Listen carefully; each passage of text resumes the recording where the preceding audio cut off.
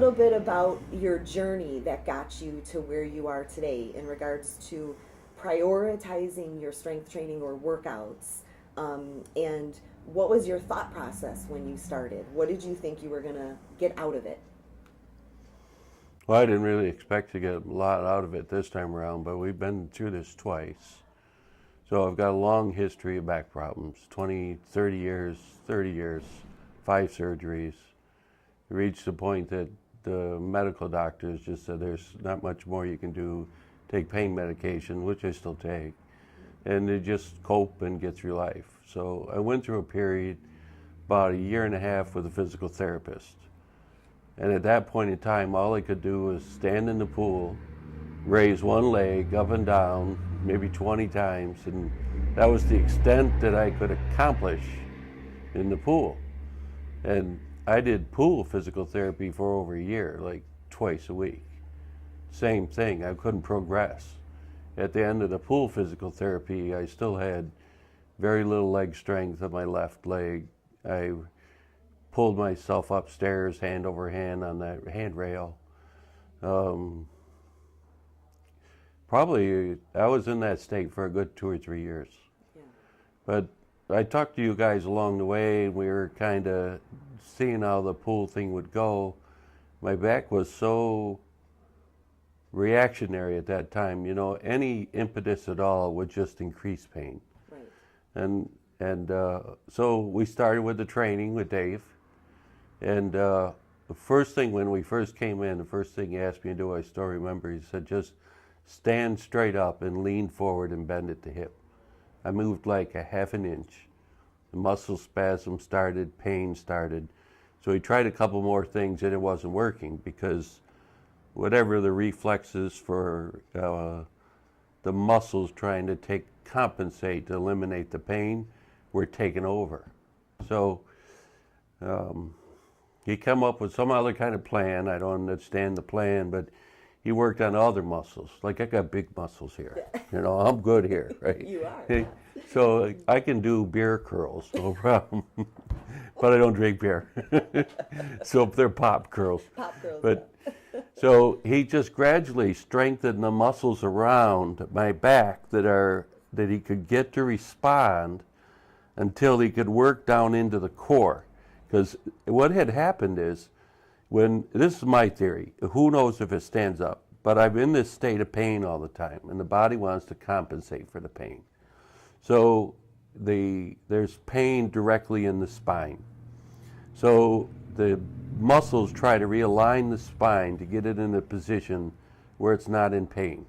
So the muscle on one side pulls, and it still doesn't relieve the pain, so another muscle pulls. Right. Next thing you know, they're doing a muscle dance and spasming, trying to relieve the pain. Right. Well, that goes on, and then you take muscle relaxants to try to quiet them down. They're limited benefit, but they can help. Mm-hmm. But after day, and week after week, and month after month of these muscles trying to correct a situation that they can't correct on their own, right. Some of them start to shut down. So what had happened in that original test, the lower erectors had stopped firing. He figured out somehow the lower erectors weren't firing at all. I couldn't get them to engage. Right. And then after, I don't know, a few weeks or a few months of training, gradually the erectors started to engage to the point where I can feel them engage now when I do the exercises. I can tell when they're working. Occasionally, you know, as we go through the weeks, one side will stop for a day, mm-hmm. and then we'll get it fired up again. And so I think it took a while. I'd say it took like a year. And then I could see some improvement along the way, even in that year, but it was very small and incremental. Right.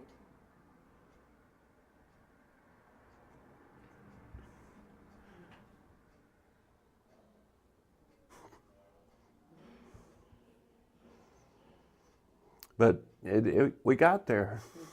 You did.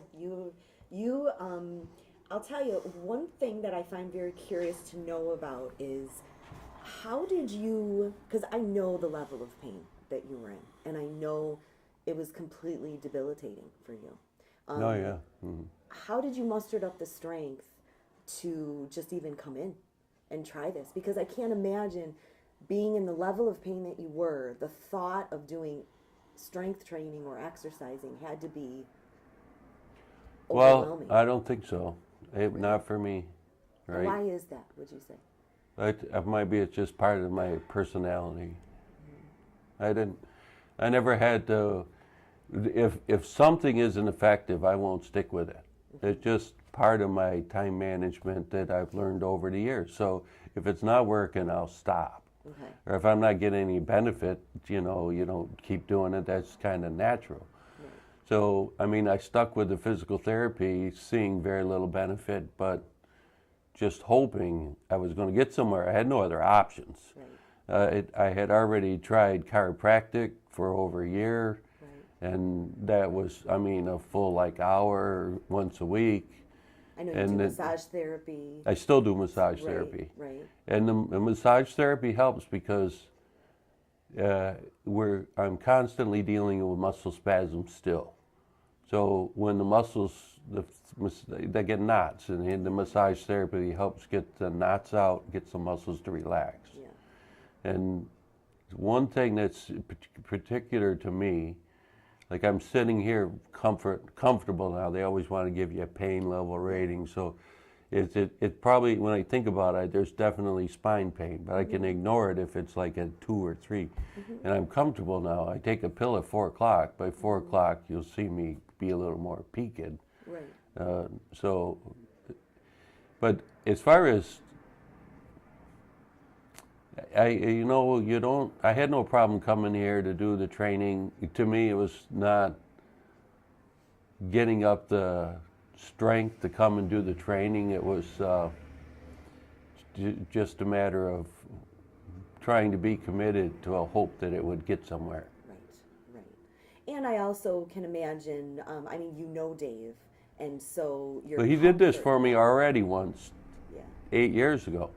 He brought me from a state of near incapacitated, not incapacitated, but very restricted.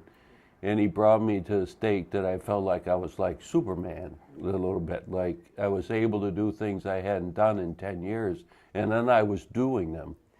Yeah. And then just like that, I was as strong as I'd been, feeling as great as I'd been, on the least amount of medication. And just like that, one morning I can remember exactly where I was. I was walking across the lawn, and boom, the pain came back. It knocked me down to my knees, and it took 2 years to get off them, or 3. Now, some people might be interested to know, what have you had, like, what was this injury? How did it originate? Or was it just, degenerative? What is your injury in your back? Well, it's a degenerative spine. It's more of a disease. It's not as a direct result of injury. The symptoms may be very similar. Essentially, the discs deteriorate. And probably, I had my first surgery when I was 22, and that was a minor discectomy. And then eventually the disc degenerates, so there's just no cushion between the two bones. So the bones rub on bones, and then you get the pain from the bones rubbing on the bones. And that's still there.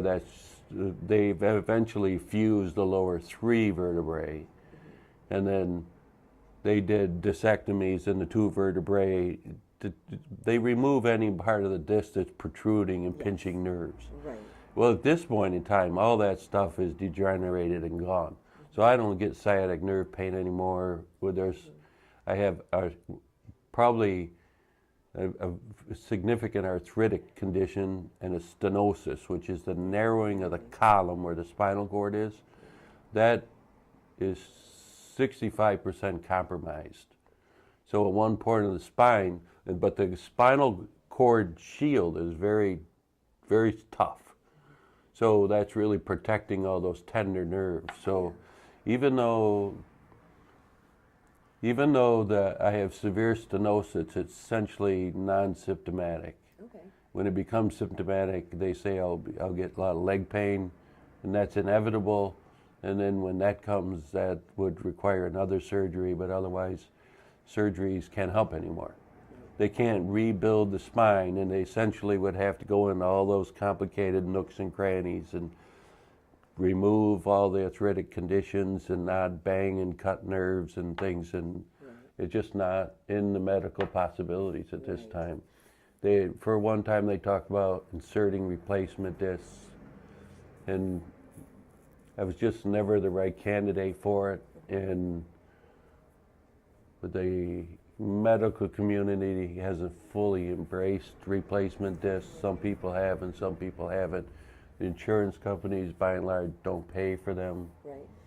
And at this point in time, they said even if I did them, there's too many other problems going on. Right. So, basically the medical community has really said, you come every 3 months, we monitor your meds, and you get by. Right. And how has that journey been for you? The pain, because you obviously, Dave's, I know Dave's, the optimal goal is to get anybody that's in pain out of pain. But he says it's not always possible. Like, there's certain situations and structures, and you're one of them, that, getting you out of pain completely is probably not going to happen. So then the goal switches to really pain management, to try to help you stabilize, keep your muscles as strong as they can, to help support the back, and do it in a way that can help you just take the least amount of medication that you can. So how has your journey been as far as your pain management, with the prescriptions and that? It's been, okay, so some of that stuff we accomplished and some of the stuff we didn't, and we may never. But I would say the real first goal was just plain occupational therapy. I mean, you have to be able to get up and brush your teeth. You got to be able to go to the store or something, get up and drive, do little errands, basic things like that. So you got to have enough. Your activities of daily living. Yeah, right. Okay, so you got to be able to do that. Mm-hmm. And I think really that was the goal. That was what we were after, because the pain was always there. And the pain is not so much constant when I'm working with you early in the afternoon, but it's pretty constant later. Right. I'll zombie right out even now, tonight. Yeah. I mean, I'll just be writhing in pain. Right. That's a part I just deal with. It's just life for me. Yeah. Yeah. So our goal is to be able to manage it still. It's just manage it. If I have to take medication, I don't have a problem, but I try to take as little as possible. Right. So I think our goal with Dave isn't realistically to remove medication, because I don't think that's ever. I mean, if it can happen one day, that's great, right? But I think there's some underlying skeletal conditions that we can't help. Right. But that pain he can remove pain, because I now understand, because that pain is enhanced so significantly by the body's reaction, which is the muscle spasms. So what Dave is doing is he's getting these muscles to re-memorize their position of where they're supposed to be in alignment, so that I'm in good support. And if I'm in good support and the spine pain is minimal, then they're relaxed and they're holding their position. Some of them forgot where the positions were supposed to be. And they forget still. If I miss a couple weeks and I don't come in, I can feel they start to forget.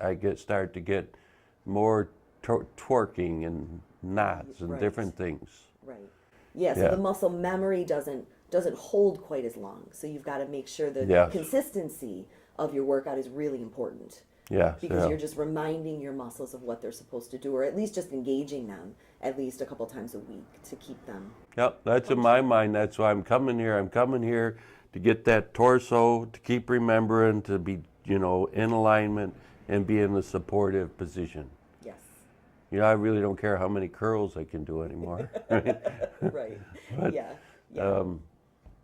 And I notice the difference if I miss, because I do miss sometimes, but I can tell the difference. Yeah. And I have some good days and some bad days, but it's amazing what we've been able to do here with this that the medical community just said you can't do. They didn't tell me to go to a trainer. Right. I mean, they kind of like, well, if it's working, that's great. I'm glad it's working for you. But Yeah. they're not advocating that you go to a weight trainer. I think I don't know if they know exactly who you're going to see Well, and I think what that's the point. That's a very good point because, you with what you're dealing with, it's critically important. And Dave just has such a deep understanding of the musculoskeletal system and how it connects with the neurological system. So I think going to a trainer that is not at that level can be pretty dangerous. And I think as far as the medical community goes, or your neurologist, that's going to be a little unnerving for them to send a patient somewhere that could potentially do a little bit more damage than good. But I think that's probably true because when we do a workout, even though I'm doing the same thing, he watches me real close, and then he'll have me shift like a quarter of an inch. Right. But then I'll feel the difference in the muscle because I pay attention. Yeah. And I'll feel the difference in the way the muscles are sliding and stretching and working. Yes. Just with that repositioning, kind of like a golf swing. It's like Right. it has to be just right for me. And then he makes it just yeah. right. And I think that is, when you say you went to physical therapy and you went to chiropractic, I think people, when you go to someone, they're going to do what they're trained to do and what's at their availability. Yeah. And I think, you tried all those different things and it wasn't exactly what you needed, but the training allowed you the ability to, exactly what you said, get those muscles to engage again, the ones that were shut down, the ones that were stabilizing. Really, the physical therapy and the chiropractic are still good aids in certain aspects, but it's not going to engage them the way the training. So that's why you felt the success in the training. But I do recognize I can see the difference in you. I mean, I remember a year and a half ago, you just went, a couple months ago, you went on a vacation that you I went on probably sailboat. never thought that you'd be able to do. And quite honestly, I asked him, I said, how do you feel about Gary going on this sailing trip? And he said the whole point of this is for Gary to live his life. And that's the most important thing. So how was that for you? Because I was shocked when I heard you were going to do that. I said, you're feeling better, and it was wonderful to see you functioning and being able to go to work and do all those things again. I guess I was just a little nervous. It happened pretty quick because I was just feeling good, and I said, I think I'm ready for a sail trip. And then a week later, it was already scheduled. So yeah, and you did it. And I did it, and everything went fine. Yeah. It was a long trip, and airports are hard, traveling is hard, 2-hour drive is hard, so flying is very difficult. So you kind of get through the flight, and then you wake up and recover, but on the sailboat we were on for 9 days, and I was good for 7 days, very comfortable. And then I have last 2 days got really bad, but that's just part of my world. Right. So. But a year I was ago, happy I was able to go, and maybe I could do it again. I don't know. But a year ago, I don't think you would have even thought that'd be a possibility. No, I wouldn't even entertain the thought. Last fall is when it popped into my head, and then we went in the wintertime. It's wonderful. Now, the other thing that I find interesting, and Dave and I have this conversation a lot, is, and I think many people struggle with this, when you're in chronic pain is such a different animal. I think unless you've experienced chronic pain, you can't completely understand what it's like to live with that.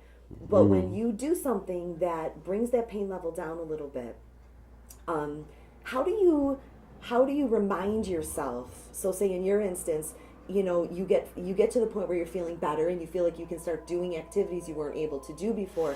How do you remind yourself, like, ooh, even though I feel better, I probably need to maybe not do that because I don't want to set myself back? Like, how do you keep those boundaries as to what is safe movement, not safe movement, what you should be doing, what you shouldn't be doing?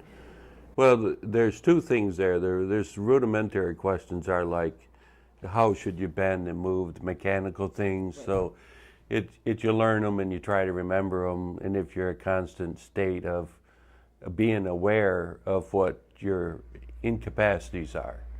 But as I start feeling better, I become less acutely aware all the time of my incapacities, and I'm more likely to stretch or lean and things. In everyday life, sometimes that's what you got to do. The soap is over here, and I need to wash up. Right. So is it just trying to just always be conscious of it, or? There's subconscious of it. Because when it goes to your conscious, it becomes a overwhelming, consuming part. It's hard to be part of the world and then part of your pain. You have to coexist. Okay. So I know they tell you you're not supposed to personify your pain, but pain becomes an entity. It becomes it becomes an entity because what's happening is the pain can be controlled with your mind tremendously, and I've learned to do it to a large degree, and I can't tell you how. It's like a coping mechanism that I clearly have. Do you think it's... And a lot of people don't. Most people don't. Do you think it's something that can be learned? Well, but yeah, I think it can be learned, and I think it's a journey for people, individual. Once pain becomes chronic and not go away, there's a way that everybody learns to some extent to cope with that pain. Sometimes it's a psychological adjustment. You know, why can't I do this and why can't I do that? And sometimes it's just a physical. There's physical responses, but mental is huge. Mental has as much to do with anything. But there was times before, 5 years ago, when my back was better, but still not good, and 8 years ago and 10 years ago, that I could turn pain off and on in my mind. I would, someone would say, "How are you doing?" But they were empathetic. My pain would come back just like that, and it's happened hundreds of times. Because they trigger. They triggered my thought, my brain, to thinking about my pain, where my brain had learned to ignore what was there. It's very interesting because I may have shared this story with you, but a very good friend of ours who suffers from severe migraine headaches went to the Cleveland Clinic headache center and stayed there for, I think it was a number of weeks that they go there, and they stay there, they're there for the whole day for, Monday through Friday, and I think when she originally went, she thought they were going to try to figure out what the source of the pain was. But what she found was it was more teaching her how to live with migraine pain and how to function day to day and in her daily life and in society with pain. And one of the things that stuck with me was they also do family consultations and that. And one of the first things they teach the family to do is not to ask your loved one how they're feeling. So don't come, when the first thing you do, when somebody is suffering. I have a daughter who gets migraine headaches, and it was such a habit. Every day, how are you feeling today? They said, once you do that, you're triggering them to think about it. It validates what I just said. Absolutely, the same thing, yes. Yeah. So that does make sense. But we still need to be caring, and I don't mind. I like people to ask me how I'm doing. So so then once that happens, are you able because, to... there's to a very large extent, the burden, the burden is lifted by sympathy. Sure. So I might be a little more aware of it, right? The physical pinch or the physical pain right there. But psychologically, I'm in a better state. So I think the best case, where you're talking about that therapy session, I don't know if with migraines and how are you feeling today, I'm not sure exactly how that applies because it's a bit complicated. Right. But to some extent, you might trigger their feeling of pain. But you know that old Maybe had not misery been loves thinking company about it. thing, and you share the burden of my pain. Yes, yes, and people do when they care about you and Yes, they and it's see. only the people that care. Yeah, The people that say how you doing or whatever, and you know they're just they're just asking asking. because it's reflexive, then they're not sharing any burden. Right. I So can when tell. somebody's really sincere about it, it's okay because they're sharing some of that pain and then it's not going to affect you in the same way. And how quickly can you transfer it back to not thinking about it then? Yeah, in 1 second. Really? Yeah. Okay. That is really interesting. Yeah, and it's very real, very, very clean, switch on, switch off. And it's it's like a constant state of mind, like I've had the pain clinic people ask me 2 or 3 times over the years when I've seen different doctors because they look at my x-rays and they're bad. Right. Yeah, they're And bad. Yeah. they don't think that, they just don't understand how I can deal with it. And some of them would like to have a system where you had like a therapy group of how to cope with chronic pain, but if there is such a circle, I'm not aware of it. But there have been doctors that have mentioned it. But the problem is it's something that that it's learned. But how do you teach somebody how to think in a certain way? Right. It's a state of mind. It's a mind of focusing parallel to the pain. So you're focusing, I'm talking to you right now, and I'm focusing on that, and I'm allowing this pain to be here, but not into my concentration level. So let's say you get, at the end of the day, I know clearly at the end of the day I have more pain.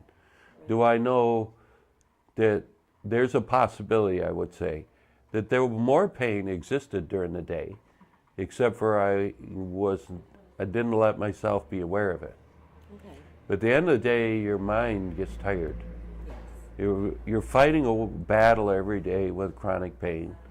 And I don't want to over-glorify it, but that's really what's happening. Absolutely. And then you get to Yes. the end of the day, you're tired. And I beat myself up because I pushed myself too hard. Yeah. So, and I can feel the point where I go over the edge, that I've had too much activity, and I know that I'll have exponentially more discomfort later. At the end of the day. Yeah, but I'm too stubborn to stop, and I push myself past the limit. Right. Right. Yeah. The same thing in me that pushes to maintain it. Yes. And that's what's so interesting to me is that Ignores it to the point that it will take over and shut me down. And if physically I am shut down, Yeah, I've you seen won't. You I have. know. Okay. Yeah. And So it's amazing to me how you are able to separate it like that. And I understand how you say your mind can control it in a very minimal way. You know, that you relate that to weight training, because when you make that muscle mind connection, you have a completely different experience with strength training. right, I agree with you 100%. I've thought of that before, Yeah. right? And it's not an excuse. It's clearly, here's me, right? And I shouldn't be in this state, but I think it's the same parallel thing. I think over the years, when, let's say, I've been able to lose weight, there's a mindset that says, okay, I'm not eating these foods, I'm staying in this diet or this plan. And the same thing, like if you want to, I don't smoke, but if you want to stop smoking cigarettes, you got to do the same thing, right? So I say it's a lot the same. And the only excuse I have, which is a lousy one, is that I'm concentrating so hard and I'm fighting the pain, I don't have enough left You don't have the energy. to fight. There's only so much of me. And I still have life to deal with. Right. Right. So, I see it as such a strength because I deal with minimal chronic pain with my ankle, and I never understood, and I've mentioned this to you before, I never understood chronic pain until I had the pain in my ankle from a bad surgery that I had. And it's nothing near what you're living with. And so I find it very inspiring to see how you're able to live with the pain every day, and I know how bad it feels every day, but yet you have a smile on your face. And I've heard you even say before, you are not woe is me. You're like, I'll give myself 3 minutes to complain, and then that's it. Yeah, but my wife wouldn't let me anyway. So she gives me a little bit of self-pity, but only a little. But I think that's another good point, is you have a wonderful support system, because Nancy has always been so supportive and really trying to help you, even through those really hard times where you were disabled. And she pushed you because she knew that, she knew you had it in you, and she knew that you could get functional again. She supported me, but I don't think she ever pushed me and never had to push me. I think she did what I needed to do for me, right? But physically, she pushed me in a wheelchair a few times. Yes, she did. But I was going to say, I think everybody needs some. There's certain times where you need a shoulder to cry on, say. So then you also have to say, don't wallow in self-pity or whatever, right? So everybody is going to have these moments. Well, I call my mother. She'll always sympathize with me. So, it's a mom's job. And I call my daughter. My daughter understands pain, and she'll, talk me through it or listen. Right. But these sessions are never more than 10 minutes or something. And then you just keep going, and everything is fine. And I feel very fortunate because I know of a lot of people that have the same condition, and they just haven't been blessed enough to be able to deal with it the same way. Yeah. How does I know faith is such an important part of your life. How does your faith help you deal with your chronic pain? Well, part of faith is being a member of a church family, right? So I get a lot of empathy through the church family. So you have that support, like we discussed before. That primarily comes through my church family.